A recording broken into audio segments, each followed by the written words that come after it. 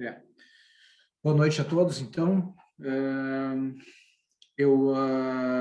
Hoje nós vamos falar, então, sobre a linfadenectomia nas neoplasias de esôfago. Tá? Eu resolvi colocar essa foto mais antiga do Santa Rita, porque em tratamento de doenças esofágicas, a gente, na verdade, tem pouca literatura recente, né?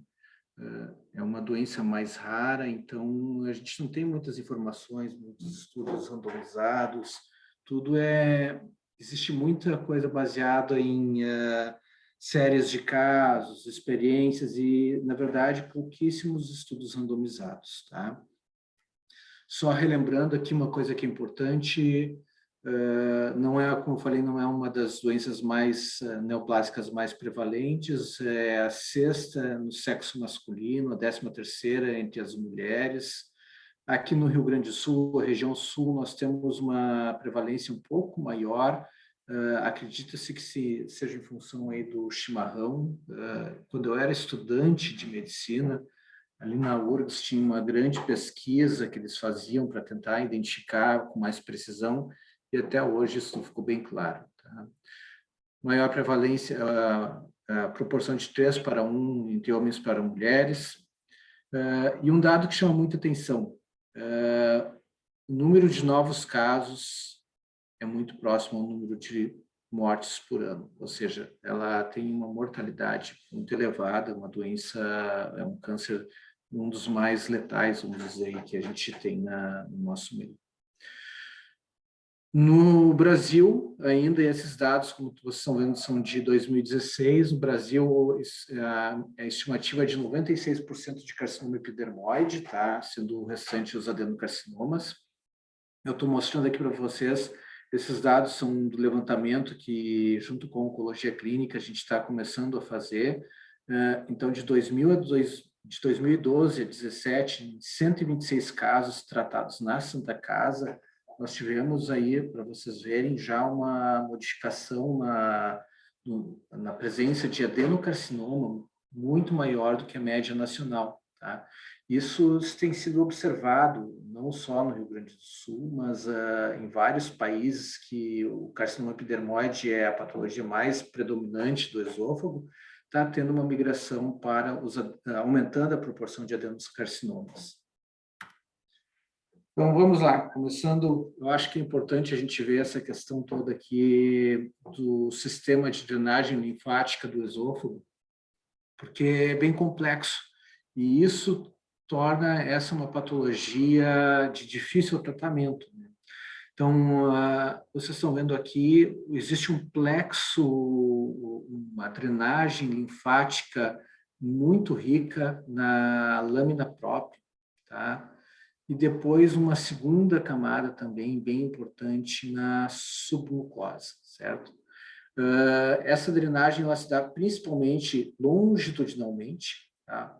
O que leva à possibilidade, então, de tu ter as lesões, as metástases de escape, os SCIP, metástases, podem ser linfonodos bem longe do sítio primário, do tumor primário, justamente por causa disso, né? Existe essa conexão bem ampla, tá? E também outra coisa que é importante, vocês podem ver que aqui da submucosa, a partir da submucosa, existem essas conexões aqui direto, tanto para o ducto torácico como para os linfonodos periesofágicos, ou seja, no momento que a gente tem o comprometimento da submucosa, a gente já começa a ter um maior risco de ter linfonodos periesofágicos contaminados.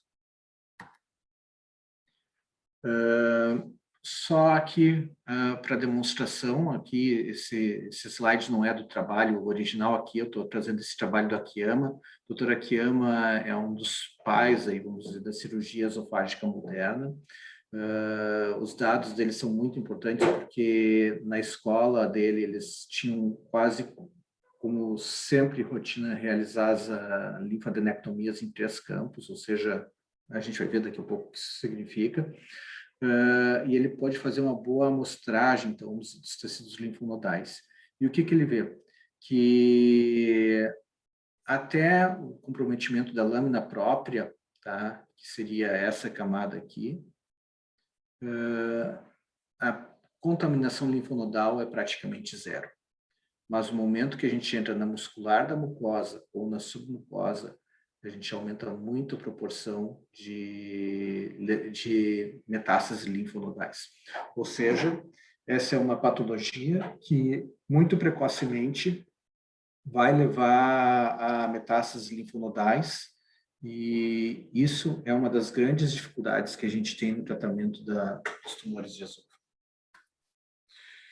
A doutora Akiyama mostrou, então, nesse mesmo trabalho, que a presença de linfonodos positivos, que é essa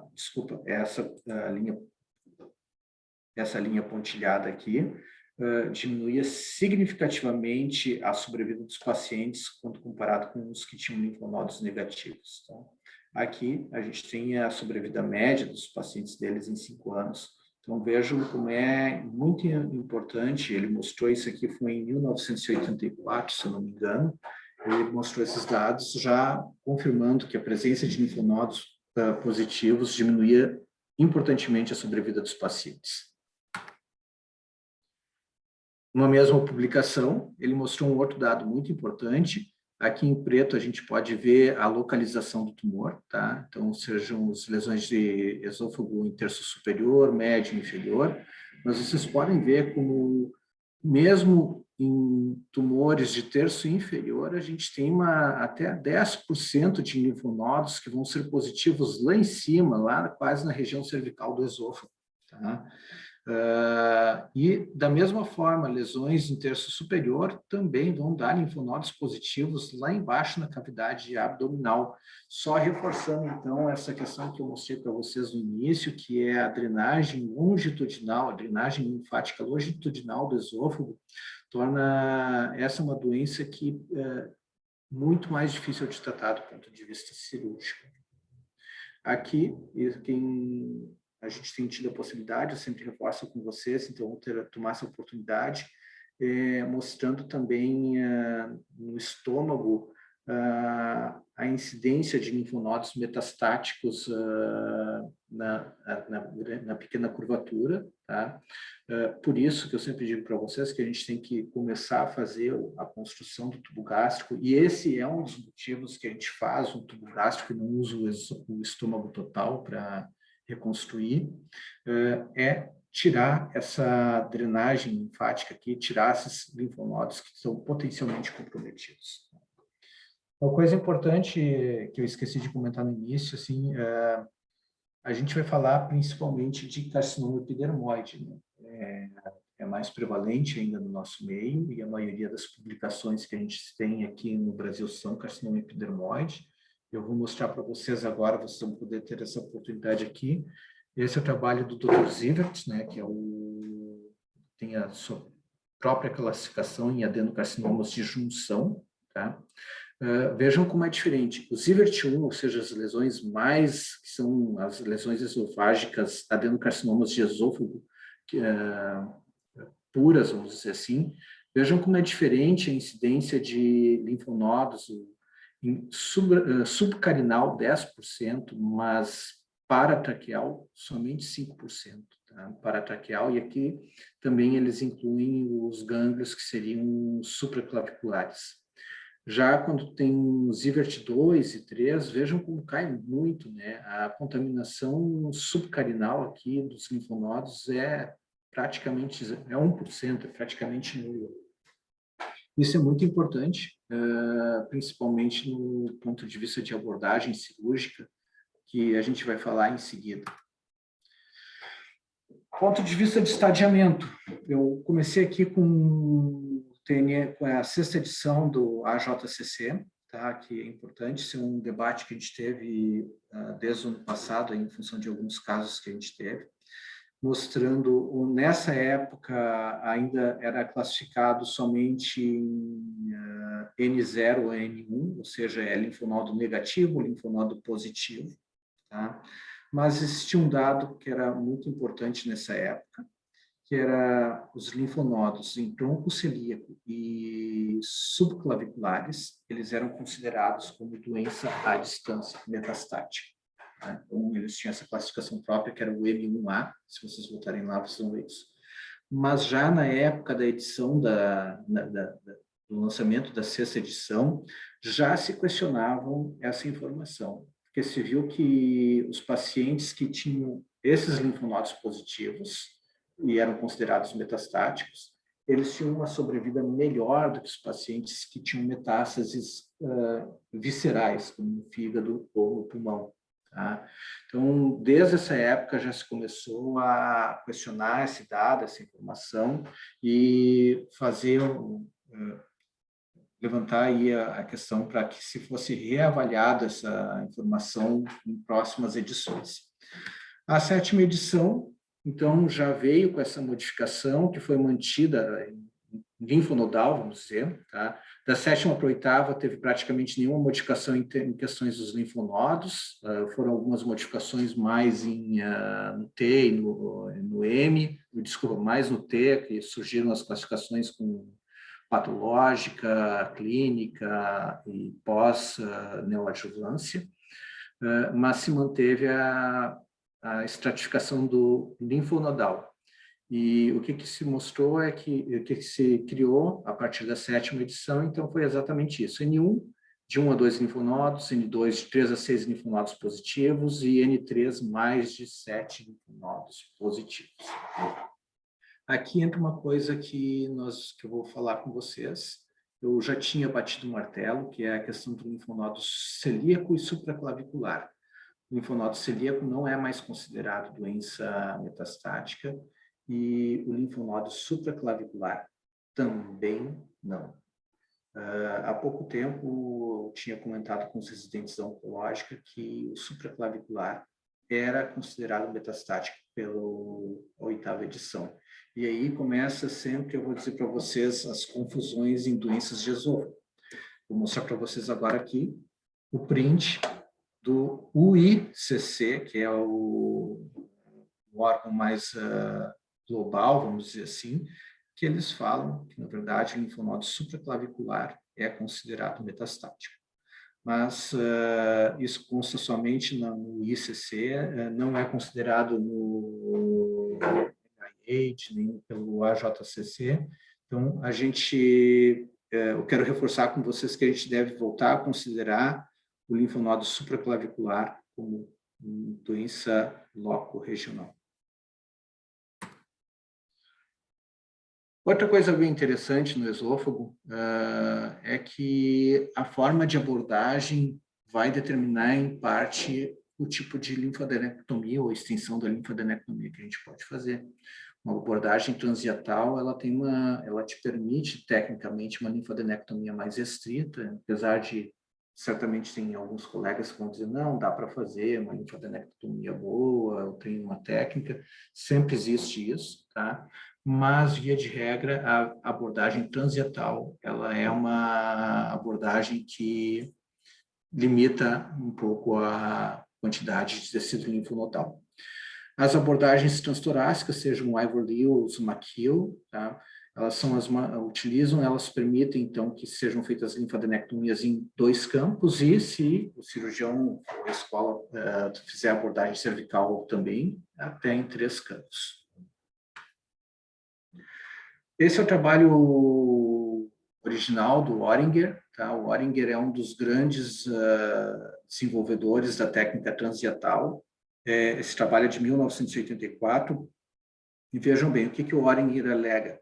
Que nessa época, a visão é que as neoplasias de esôfago quase sempre eram tratamentos paliativos. Eu posso dizer para vocês que, quando eu fiz a minha residência, foi ali no final dos anos 90 e 98, 2000, a gente tinha essa impressão também. Não existia nada de tratamento neoadjuvante, os pacientes chegavam sempre em muito mau estado geral, e geralmente eram cirurgias paliativas, né? E que a boa evolução do paciente dependia muito mais da biologia tumoral, ou da resposta imunológica, vamos dizer, do paciente, do que da técnica cirúrgica utilizada, ou da ressecção linfonodal mais extensa. Tá? Ele procurava fazer um contraponto ao Dr. Skinner.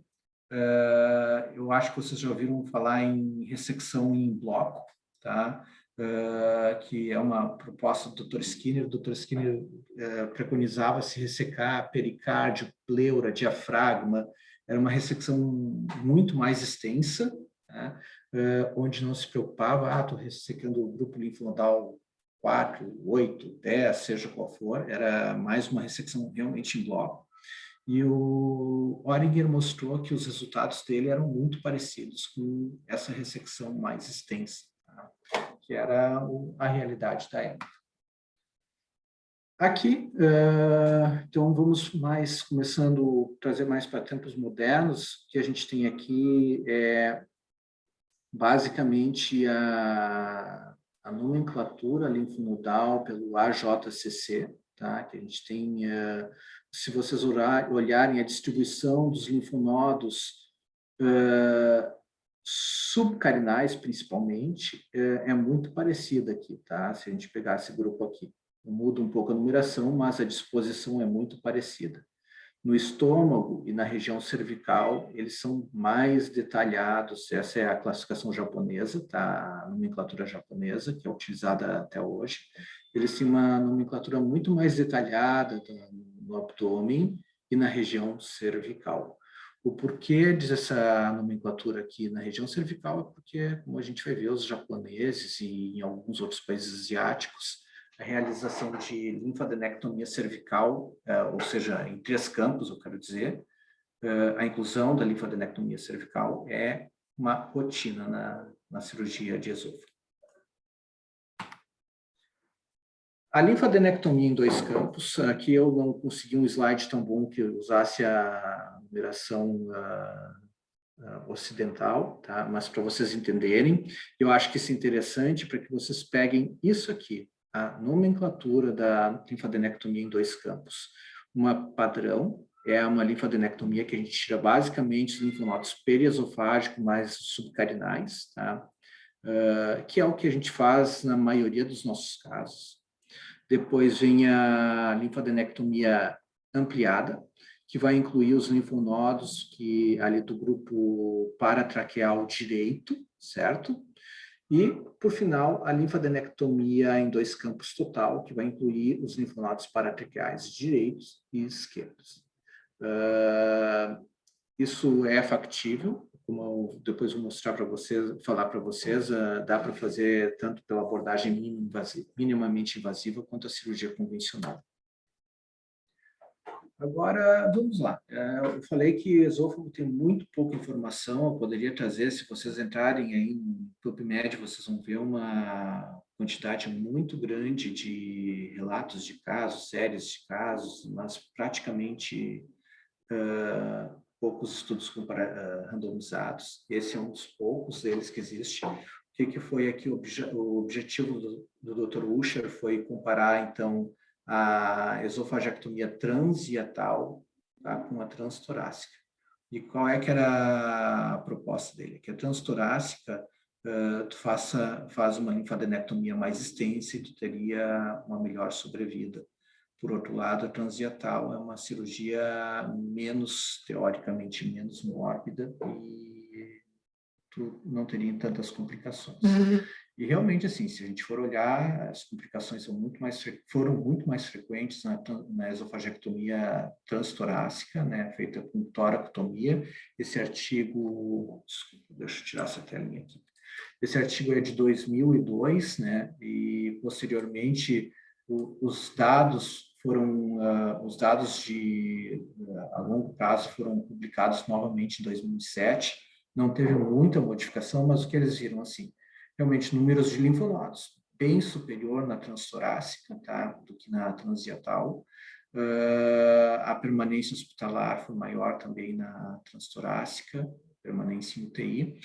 E a diferença em sobrevida em 5 anos não foi tão diferente, tá? Eu não tenho aqui o P, mas o P não foi significativo, tá? Teve uma tendência uma maior sobrevida na transtorácica, mas não foi significativo. E esses dados se mantiveram em 2007, quando foi feita uma nova análise de sobrevida desse estudo. Agora vamos falar um pouco a gente comparou a transietal, que seria uma linfadenectomia mínima, com uma transtorácica com 2 campos, que seria o padrão no Ocidente. Agora vamos falar um pouco da linfadenectomia em 3 campos, ou seja, a gente vai dissecar o abdômen, tórax e a região cervical. Ela é utilizada praticamente no Japão, hoje em dia na China cresce muito. Se vocês fizerem ali um PubMed, vocês vão ver que na China eles estão fazendo bastante linfadenectomia em 3 campos. A prevalência de carcinoma epidermoide na China é igual à do Japão, é bem maior, é quase a totalidade dos casos. E qual é que era o racional para eles indicarem a linfadenectomia em 3 campos?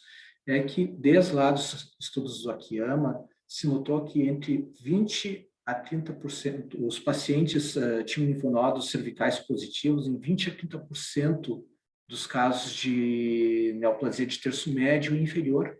E ainda mais no terço superior, eles chegavam a ter 60% de linfonodos cervicais positivos. Tá? A presença de linfonodo cervical positivo foi observado uma relação deles com uma maior recidiva ao loco regional. Tá?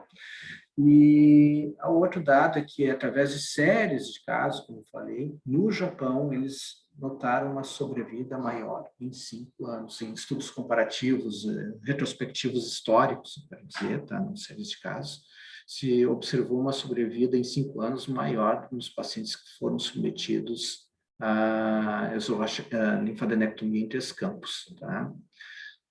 Mas, aqui faltou, só tem um estudo randomizado, que é esse aqui, tá? É um estudo com 30 pacientes em cada braço, um estudo muito pequeno, tá? Para toda a casuística que eles teriam. Só tem esse estudo comparando, então, a linfadenectomia em 2 campos com 3 campos. E esse estudo não mostrou diferença significativa em termos de sobrevida, certo? Então, vejam esse dado aqui, muito importante. Qual é que seria o inconveniente da linfadenectomia em 3 campos? É um inconveniente de toda a linfadenectomia extensa, né, que a gente fala, vamos supor, em pâncreas, estômago, que é uma morbidade maior, né? E em esofagectomia a gente tem que pensar que isso aqui aumenta muito a incidência de lesão de recorrente bilateral, né? Lesão de recorrente, a gente pode pensar que não é uma situação tão grave, mas esses pacientes têm não só perda de qualidade de vida, como eles também têm muito mais complicações pulmonares no pós-operatório devido a microaspirações. Tá? Se a gente for dizer assim, tá, mas eu acredito na linfadenectomia em 3 campos, existe alguma forma que eu possa racionalizar isso, que quando eu faria? Então, lesões de terço superior, porque a incidência de linfonodos positivos é muito maior, e também existe uma outra alternativa, que é no transoperatório, durante a ressecção dos linfonodos torácicos, principalmente não, desculpa, no grupo paratraqueal 4R ou 4L, ali, que é a nomenclatura ocidental, fazer uma congelação daquele linfonodo. Caso esse linfonodo dê positivo, o risco de ter linfonodo cervical positivo é muito grande, então eles procedem com uma linfadenectomia cervical. Tá?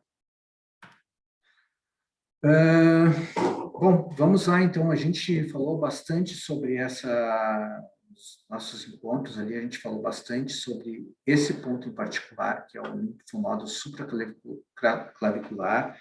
Eu resolvi trazer essa questão hoje, então, até eu já comentei antes ali na questão do AJCC e o ICC, que existe uma divergência entre os dois órgãos sobre o que é um linfonodo supraclavicular, tá? Então, assim, esse é um estudo japonês, tá? O Dr. Tashimori, que é uma das autoridades modernas em tratamento de neoplasias de esôfago. Ele fez um levantamento japonês, do banco de dados japonês, e o que ele observou? Primeiro, Em média, os linfonodos cervicais estão, o linfonodo supraclavicular está comprometido em torno de 15% dos casos. Existem outros artigos que variam de 20% a 12%, mas essa aqui é a maior série e eu acho que é um bom representativo. Tá? E o que ele observou? Né? Na verdade, ele viu que os pacientes que tinham linfonodo supraclavicular positivo, eles tinham uma sobrevida menor, tá? Quando comparado com pacientes, aqui é os pacientes que têm linfonodos positivos, não supraclavicular, tá? Mas outros linfonodos positivos, tá? Aqui os pacientes com linfonodos negativos. Então, vejam como cai consideravelmente a sobrevida desses pacientes. Porém, uma análise multivariada, a tendência não foi uma diferença significativa, existe uma tendência ao resultado ser pior, tá? Quando a gente tem um linfonodo supraclavicular positivo. Alô? Alô? Então, quando a gente existe uma tendência a um resultado pior com esse linfonodo supraclavicular positivo, certo? Então, existem inúmeras outras publicações avaliando essa questão de linfonodo supraclavicular. Tá? Não existe um consenso, ninguém tem um consenso, acho que existe bom senso, na verdade. E o que alguns estudos mostram aqui? Pacientes que têm carcinoma epidermoide de esôfago com linfonodo supraclavicular positivo, tá? Que forem do terço médio ou inferior, são considerados como metástase à distância. E esses pacientes, tá, eles podem ir à neoadjuvância e ver como eles evoluem. Eu acho que é mais ou menos uma conduta que a gente teve uns tempos atrás em um dos nossos casos, certo? Então, terço médio inferior, eles consideram, nesse estudo, eles consideraram como doença metastática.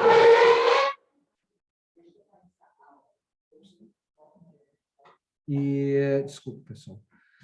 Nesse outro estudo, eles mostram que, na verdade, assim, o linfonodo supraclavicular positivo, ele é um surrogate, um indicativo que tu vai ter muito mais doenças, muito mais linfonodos positivos, tá?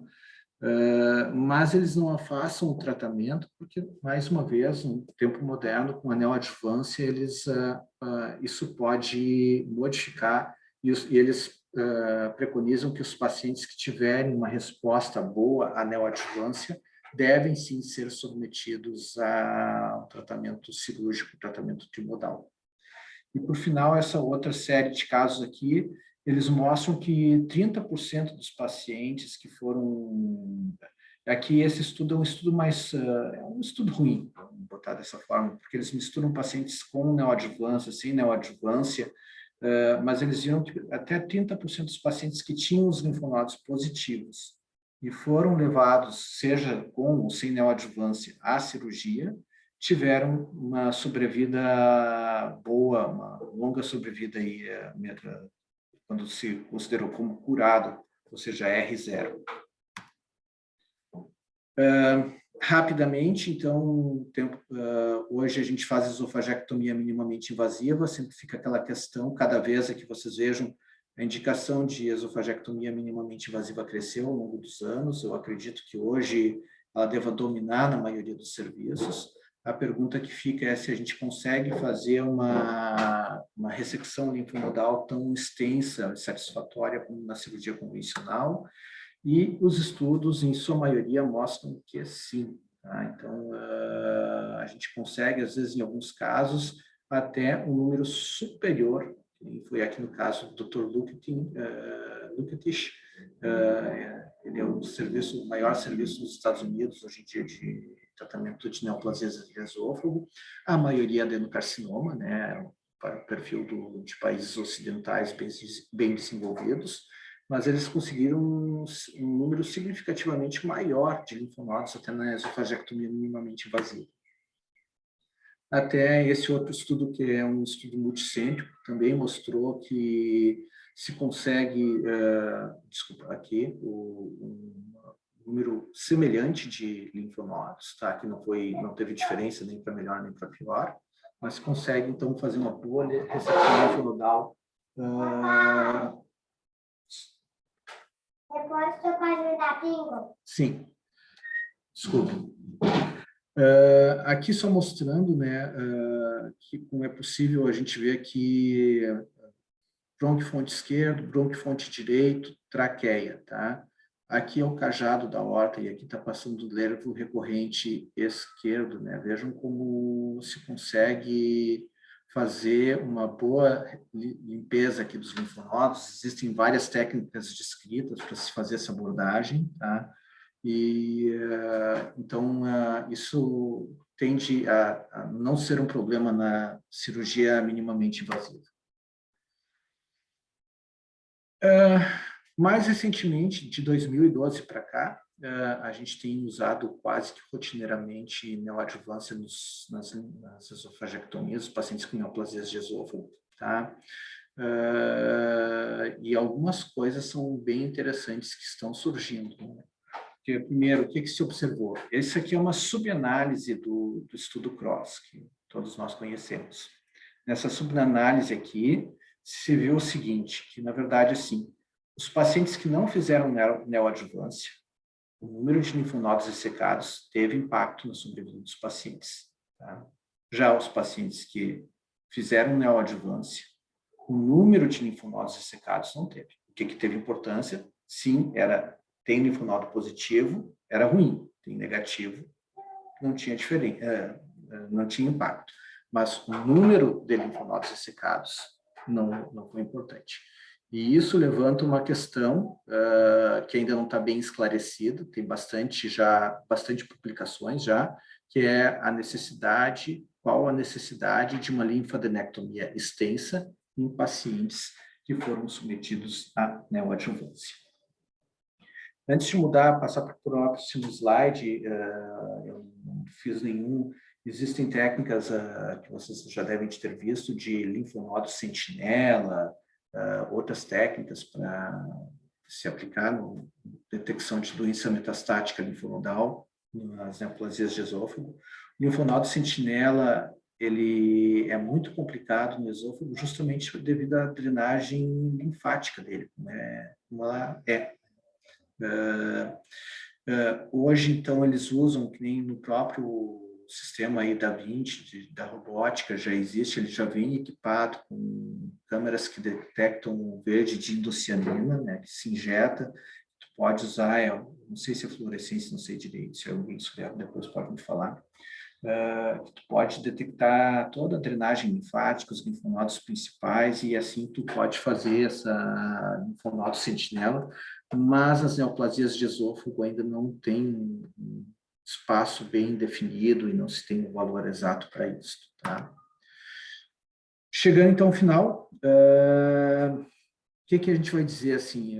Eu não tenho muitas conclusões, os estudos não nos trazem muitas conclusões, né? Mas o que é importante ver, a gente falar, né? A extensão da linfadenectomia ainda não tem um impacto terapêutico bem definido, tá? Mas parece que é uma linfadenectomia em 2 campos, com aquele estudo que eu mostrei lá, comparando transdietal com transtorácica, tem uma melhora de sobrevida. Linfadenectomia em 3 campos. Ela tem seu espaço aí no Oriente, onde ela é rotina, nos países ocidentais, assim como, se vocês se lembrarem das gastrectomias, as linfadenectomias mais extensas não são tão rotineiras, né? Sim, a laparoscopia, a toracoscopia, cirurgia minimamente invasiva é uma boa alternativa, não perde em termos de ressecção linfonodal, tá? Aqui eu não tive tempo de traduzir, eu acabei fazendo um recorte e cola, mas eu acho isso aqui muito importante, né? Primeiro, assim, os dados mostram isso, está bem claro, essas questões aqui são bem elucidadas já. Eles mostram o seguinte, que quanto mais linfonodos ressecados, tá? Melhor vai ser a sobrevida do paciente. Isso ainda a gente não sabe se é porque isso impactou foi um impacto terapêutico pela linfadenectomia em si, ou foi por uma melhor categorização desses pacientes, que é o efeito Will-Rogers, né, que é aquela questão de migração de estágio, ou seja, se a gente tira mais linfonodos, a gente aumenta a chance de detectar um linfonodo positivo, tá? A gente faz uma melhor classificação desse paciente, tá? Então, isso ainda não está bem claro, mas se sabe que sim, quanto mais linfonodos, melhor a sobrevida, por um dos dois motivos, tá? Na última edição do TNM, o número de linfonodos, que eu não falei com vocês, não botei nenhum artigo, mas cabe essa consideração final, o número de linfonodos ideal a ser ressecado. Tá? Existem duas linhas atuais a serem defendidas. Primeiro, uma é que o número de linfonodos vai depender do estadiamento da doença. Quanto mais precoce a doença, menos linfonodos se precisaria, tá? Para fazer um estadiamento adequado. E a outra é que diz que a gente precisaria daí variam, aí tem uns 5 artigos mais ou menos, dizendo que entre 12 a 23 linfonodos para a gente ter uma amostragem adequada, poder fazer ter uma maior garantia de um N mais correto, vamos dizer assim, que é pensando nesse primeiro tópico aqui. Tá?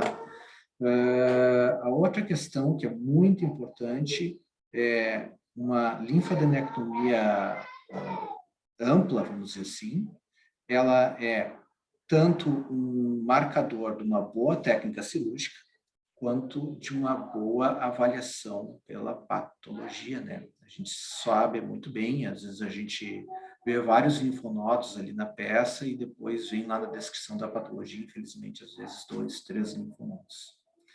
E por último, é essa questão que eu falei da neoadjuvância, né? Os linfonodos, eles, com a neoadjuvância, eles sofrem atrofia, e isso a gente tem visto, geralmente os pacientes que fizeram neoadjuvância, eles vão ter vão vir menos linfonodos descritos na peça, e isso é normal, tá? Agora, o impacto disso tudo a gente ainda não sabe, não se tem certeza. Tá? Pessoal, era isso aí de... Deixa eu voltar aqui, desculpa. Alô? Alô? Estamos escutando, professor. Ah, tá. Então, eu estou tentando abrir aqui a tela. Ah, meu Deus.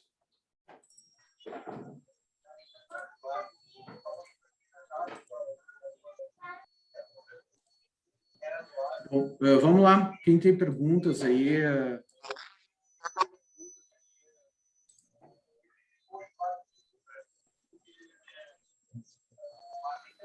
Professor, muito boa aula. A gente tinha recebido essa aula, acho que em 2019, então, muito boa mesmo. Eu gostei de um dos últimos slides ali que o senhor colocou a respeito de linfadenectomia nos pacientes que foram a neoadjuvância. Teve aquele caso daquele paciente que comentasse ao longo da aula que tinha um linfonodo cervical positivo. Eu não sei se a gente tem essa resposta, mas provavelmente esse é um paciente que, por ter um linfonodo positivo no pré-neoadjuvância, uma vez submetido à neoadjuvância, quando for a cirurgia, talvez seja um candidato à linfadenectomia em 3 campos, né? Sim, exatamente, não seria necessário, né? Mas os 2 casos que a gente teve de linfonodo supraclavicular, infelizmente nenhum dos 2 a gente ressecou, né? Mas os 2 evoluíram muito mal, né? Com progressão rápida de doença, né? Se eu não me engano, um deles até diminuiu um pouco o linfonodo após a neoadjuvância, mas em seguida a doença já explodiu, né? Então, eu acredito que nessa questão do linfonodos supraclavicular em terço médio e inferior, deveria ser considerado como doença mais metastática, né? Mas daqui a pouco se responde muito bem a neoadjuvância, que não vai deixar de operar o paciente, né, se ele for operado. Sim.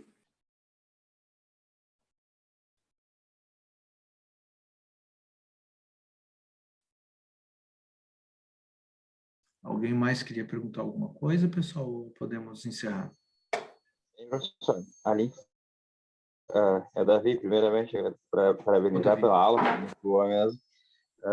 Quanto à intenção da linfadenectomia, a gente define, não sei, mas define a extensão da linfadenectomia a partir do estadiamento primário dele, não depois da neoadjuvância. Se ele já tem linfonodos aumentados, cervicais ou subclaviculares, a extensão da linfadenectomia vai ficar até esse ponto, já partindo da ideia que se tinha antes da neoadjuvância, né?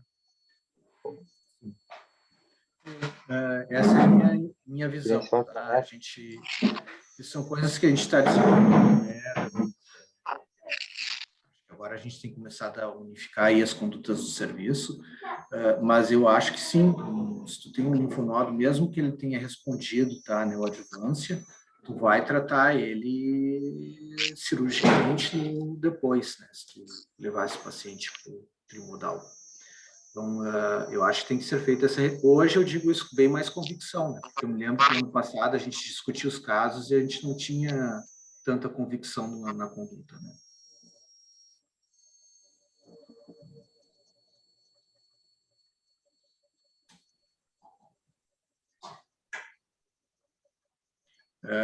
E a outra, assim, ó, a gente pega, assim, também a extensão ali, fazer a linfadenectomia torácica, né?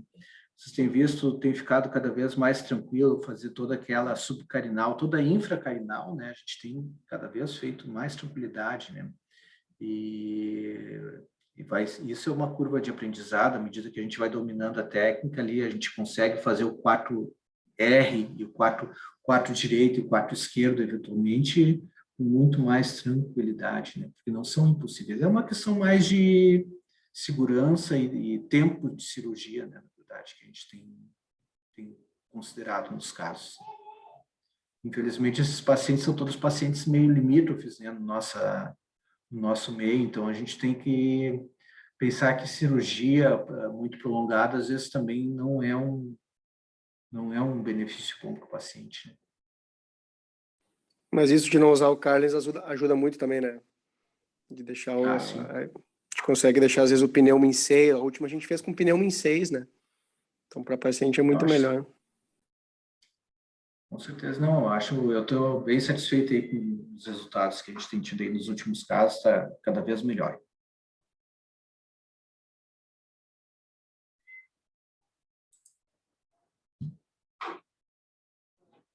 Certo, pessoal? Vamos lá, eu tenho uns artigos bem legais aí de anatomia aí da parte torácica aí do esôfago. A gente tem, como eu tenho dito, a gente está desenvolvendo bem isso aí, tá? Sempre vale dar uma lida, tem bastante coisa interessante para aí começar a formular, na verdade.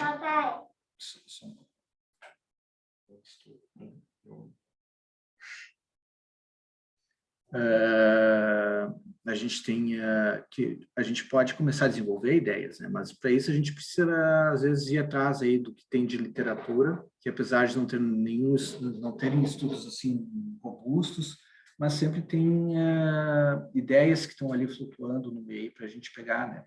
E começar a tentar desenvolver algumas delas aqui.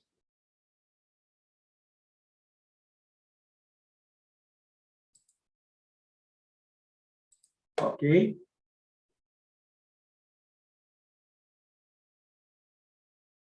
Combinado, pessoal? Uma boa noite. Bom feriado para todos. Não se divirtam. Boa noite. Até mais. Até mais, um abraço. Boa noite.